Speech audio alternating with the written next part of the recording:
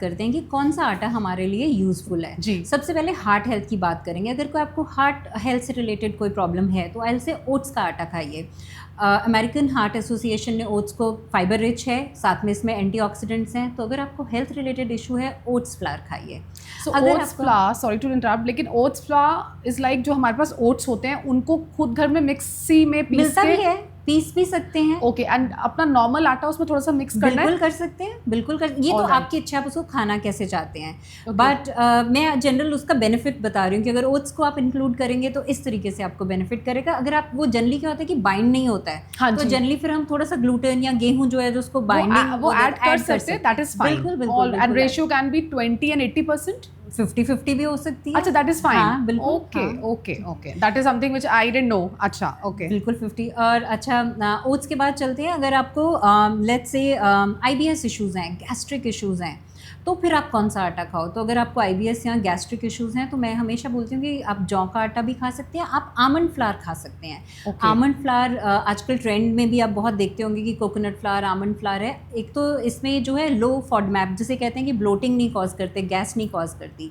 सो लो FODMAP foods में आती है आमंड फ्लावर, और एंटी इन्फ्लेमेटरी प्रॉपर्टीज़ होती हैं, आप वो ले सकते हैं। ओके, ठीक है। अगर आपको कोई इंसुलिन रेजिस्टेंस या उसको लेके कोई डिसऑर्डर है, जैसे डायबिटीज़ हो गई या फिर आपको PCOD है, तो हमें ऐसा आटा खाना चाहिए जो हमारी इंसुलिन सेंसिटिविटी जो है वो जो लो ग्लाइसेमिक इंडेक्स है उसको कंट्रोल करता है जी।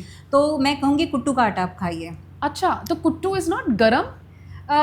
ये कॉन्सेप्ट एक्चुअली गरम या ठंडे का ज़्यादा आयुर्वेदिक कॉन्सेप्ट है। ओके, तो हम इसको एज अ ग्रेन जो है साइंस कितना खाएंगे, कितना 50-50 कर लेंगे। हाँ, वैसे हाँ। भी खा सकते हैं। अच्छा, kuttu can be had any time the year? Yes you can, if you are doing it 50-50। और अदरवाइज आपको लो ग्लाइसेमिक इंडेक्स और भी फ्लावर्स मिलते हैं। अब जैसे रागी का जो है फ्लावर वो भी ग्लाइसेमिक इंडेक्स है, लेकिन रागी में क्या खास प्रॉपर्टी है, उसमें कैल्शियम और आयरन हाई है। तो अगर आप लैक्टेटिंग मदर है, बच्चे को फीड कर रहे हैं, तो आपको कैल्शियम चाहिए, तो उस टाइम जो आप आटा खाएंगे वो प्रेफर करेंगे कि रागी का आटा। Okay okay okay. Weight loss अगर आप कर रहे हैं तो वेट लॉस में कोकोनट फ्लावर, कोकोनट फ्लावर में एक MCT वर्ड आपने कहीं पढ़ा होगा, तो मैं आपको थोड़ा बताती हूँ, मीडियम चेन ट्राइग्लिसराइड्स जी।